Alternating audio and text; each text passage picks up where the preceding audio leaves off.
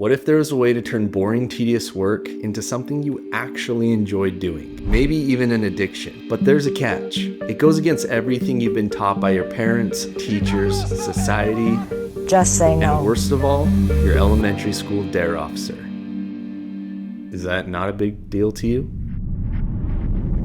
Most of my work is done while sitting at a computer. It's boring. I underestimated how much of starting a business is actually just sitting at a computer and crossing tasks off a list. I was spending more time just staring at my screen trying to motivate myself to focus than actually getting the work done. And at the end of the day, I wasn't really looking forward to waking up and doing it all over again.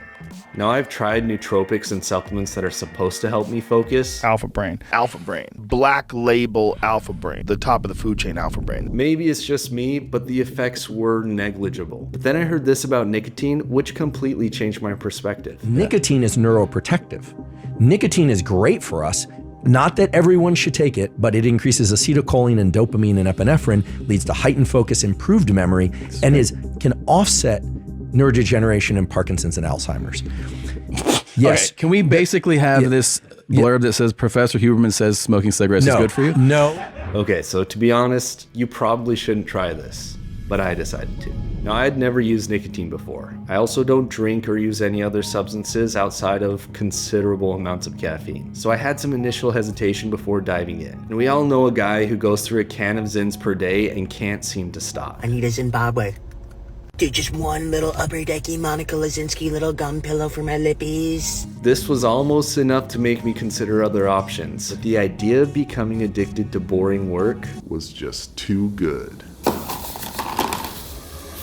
The first time I tried using a 3 milligram pouch, it was horrible. 15 minutes of nausea, dizziness, you can't think straight. To this day, I honestly don't know why people start using these for fun. And big surprise, it didn't help me focus at all. My wife and friends told me that I should end the experiment, but mama didn't raise a quitter. I was determined to develop an addiction, and in the next 3 days of trying again, also not great if I'm being honest, but I could at least get some work done without feeling sick. Now here's where things get interesting. That night I'm sitting at home and I find myself slightly excited to get back to work the next day. And the next day, for some reason, I was able to stay focused for twice the amount of time that I had been averaging before. No nausea, very little dizziness. After another week of working like this, I realized that I would lose track of time and was starting to get closer to 8 to 10 hours of focused work done. And I actually enjoyed doing it. Now I know this probably doesn't sound impressive for most hardworking people, but this was a big deal for me considering I work for myself and I typically don't have any boss or managers that are keeping me accountable. I started finishing my tasks for each day, reaching deadlines ahead of time, finishing projects that had been on my mind but I never really had the time to get around to. For the first time, it felt like I could sit down and get into a flow state within a couple of minutes. And again, the craziest part for me was at the end of each day, I was actually excited to get back to work again.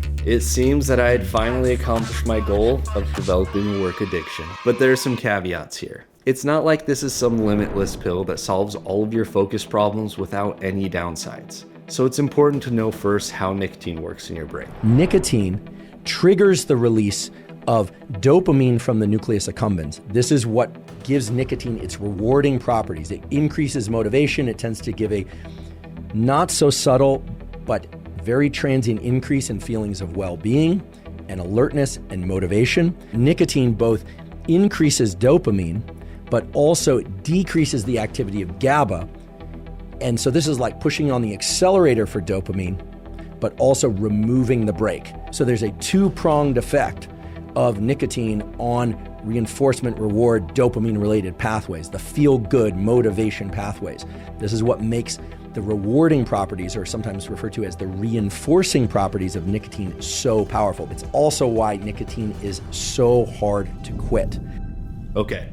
So while the substance itself is addictive, which can be a problem, I started building its use around other triggers at the same time. I limited access to distracting apps. I changed my work environment to a clean co-working space for max work-life separation. I made a playlist that's only supposed to be for when I'm working. I had a plan of what I would work on before starting and made sure I was hydrated, well slept, and tried to take periodic breaks to stand up and walk around. All pretty basic stuff, but each of these things combined with a surge of dopamine became signals to my brain that I was about to start a deep work session. Even just the fact that I was using a mint flavored pouch was important, and I'll explain why. People usually ask now if I still feel the need to use a Zyn whenever I need to work. The short answer is no. After a few months of doing this, I still do pretty regularly, but the effects of each pouch usually only last 20 to 30 minutes, and since I have all of these other triggers that I've incorporated as well, I usually start with those and I forget about the nicotine altogether. If I feel like I want one, using a mint or mint flavored gum seems to satiate my brain and it doesn't feel like I'm missing anything. Now, I can't speak for anyone else, but I've also never had the desire to use nicotine by itself, separate from work. Whenever I feel kind of an addictive craving, it sounds weird, but instead of wanting to use a Zyn, I'm really just craving getting work done in front of my computer. And specifically, it's the feeling of accomplishing a task or making progress in work that I care about, which comes with its own natural dopamine release. Now, I do think it's important that I don't use nicotine any other times, and it helps that I also know there are health risks with nicotine that you should do your research on as well. So again, I really can't recommend that you experiment with this like I did. Maybe it's been villainized for good reason, and I think most people would agree that it's irresponsible that someone reputable like Andrew Huberman would speak in detail about the positive effects that nicotine could have. Nicotine is an amazing nootropic. Nicotine is great for us. You know, nicotine